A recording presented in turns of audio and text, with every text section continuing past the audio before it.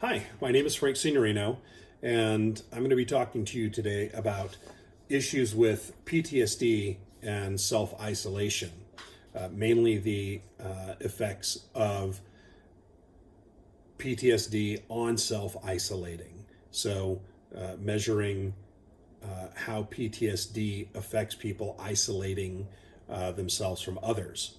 To give you a little background on myself and let you understand why this is an important topic to me, I was in the Marine Corps, and I spent 3 years there. I was injured and was honorably discharged because of the injury. And then I moved on to a career with the sheriff's office, working in the jails for 30 years. During that time, I was victim of violence. I viewed a lot of violence. I saw death. And so there was a big impact just on normal stress alone, and then some of the things that first responders deal with in the course of their careers. During that time, I also had experience and training dealing with mental health crisis situations, and had a lot of experience de-escalating situations for inmates, counseling personnel who were dealing with their own issues. In the course of my career, I ended up with being diagnosed with severe anxiety, major depression, and PTSD. And I had to work through that myself. And one of the biggest problems I found was the feeling of being very alone. And I would isolate myself because I didn't feel like I wanted to connect with people. I didn't feel like anybody else could understand quite what I was going through. And so I would isolate myself. And it exacerbated that feeling of being alone. And it was just a horrible feeling. So I retired in 2019, and shortly after retirement, one of my youngest son told me that he was an atheist, and this spurred me on to want to get more training and understanding in biblical studies. I ended up going to Liberty University, and this led me to looking into things about Christian counseling. During that time, God also led me to be a lay counselor through my local church, and I was helping people with issues of anger, grief, lower level issues that a lay counselor could deal with that a licensed counselor was not needed for, such as anxiety, depression, PTSD. So God had put it on my heart to learn more about this, and so I decided to get my bachelor's degree in Christian counseling with a minor in psychology. What I'm hoping then to do is I've got 2 semesters left before I get my undergraduate degree, and then I want to move on to a degree, master's degree in pastoral counseling. I would love to help either in vocational ministry or volunteer ministry through my local church, of just being there for other people, being able to counsel them, help them through these issues and see it in a biblical way, and let them see themselves and their problems the way God sees them. So in picking a research topic, PTSD was very much on my heart. And so I came up with these questions of, does PTSD affect feelings of isolation, feeling of being isolated and the desire to be more isolated from other people? Does this isolation then exacerbate PTSD? What motivates or triggers the feeling of wanting to isolate? What alleviates those feelings of isolation?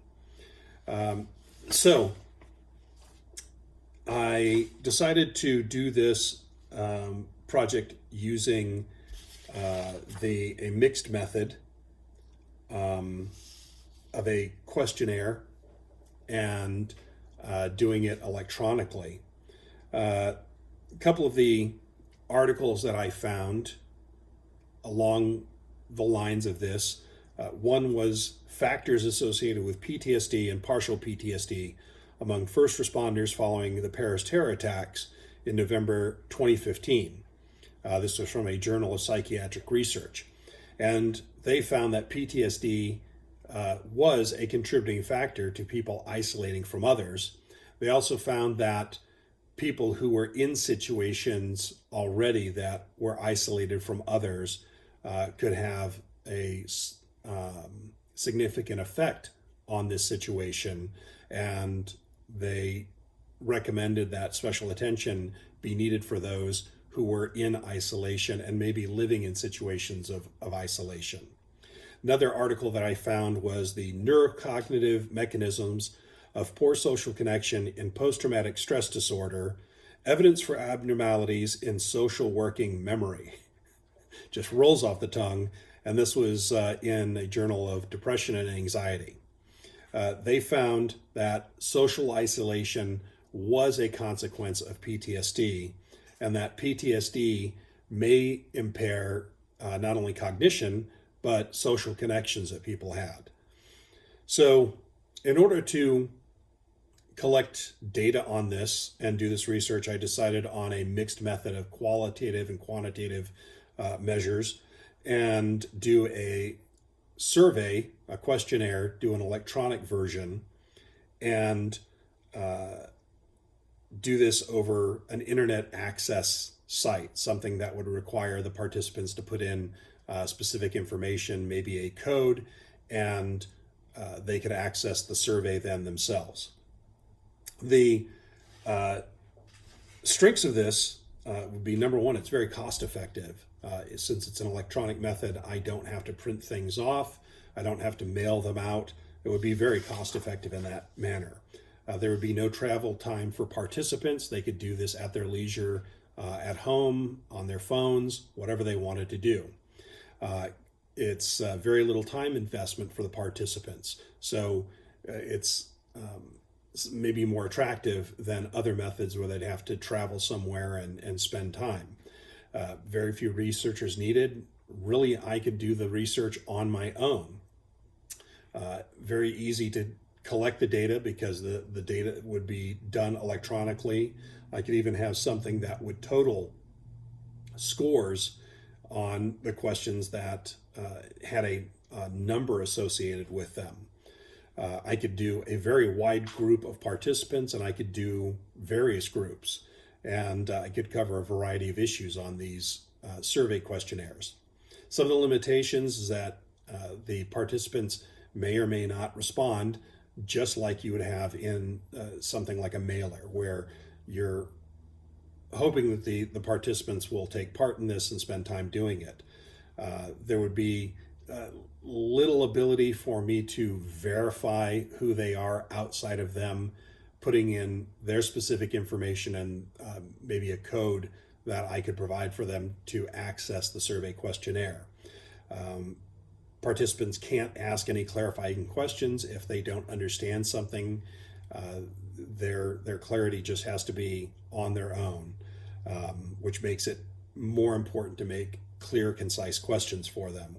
And the difference in the participants who respond and those who don't respond, there could be some issues there when collecting the data. The strengths for reliability in this, questions are written rather than verbally given. So it's not going to be affected about how the researcher conveys the question. It's just about how the participant infers whatever they have from a written question. It's very easy to replicate this test and to give it to multiple groups over multiple times if I want. And very easy to evaluate using test, retest, split half, or internal consistency. The limitations of reliability, the dependent variable is the person's mood, their feeling of isolation based on conditions. And the independent variable would be how that PTSD affects that. It could be that some other factor in their mood could be affecting their feelings of isolation. And so questions hopefully would trigger that idea of PTSD rather than triggering something else. Strengths for validity, external validity could be established with a large number of participants and using various groups, allowing for generalization. With good questions, effects of PTSD on isolation should provide a good internal validity. And construct validity should be good if the questionnaire is well constructed.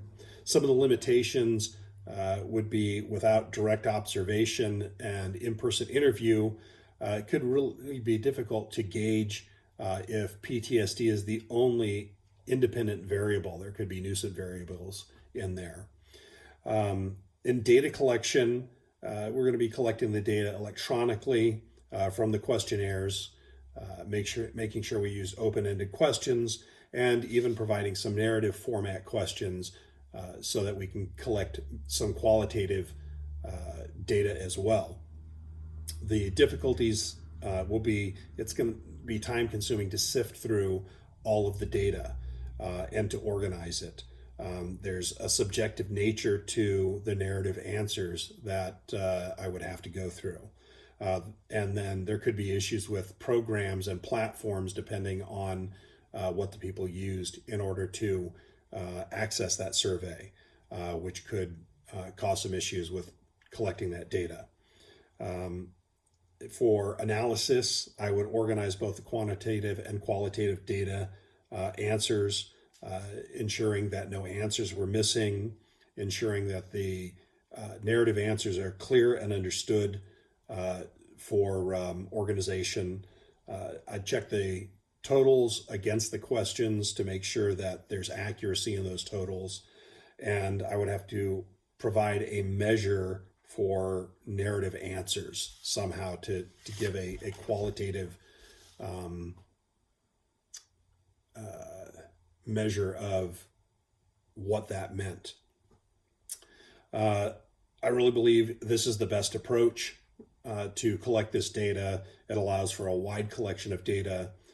I can get a great deal of participants and do it in a very short amount of time and have many groups if I wanted to, and I could replicate this over and over. It'd be very easy to collect the data electronically. I could even identify other variables through this data that could be considered for further research.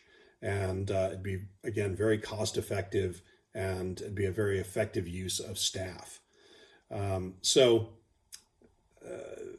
Looking at this whole idea of how PTSD affects isolation, really the best idea is to use, for me, a mixed method of qualitative and quantitative research, and be able to get both statistical data and some narrative data as well, giving me both objective and subjective data outcomes.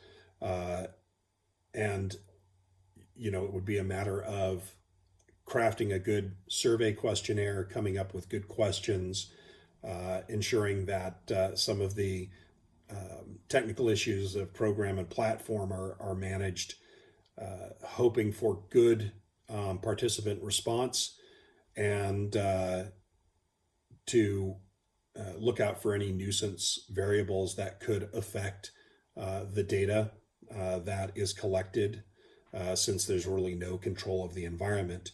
And really, there would be a great deal of data that could be collected, but of course that's going to mean additional time in organizing it, analyzing it, and disseminating that information. So I hope you have benefited from this presentation, that you've come to understand the mindset of looking at PTSD and how it affects isolation, and the chosen method that I've picked out here. And I thank you for your time. And remember, cross-sectional, longitudinal, cross-sectional, longitudinal. Bye.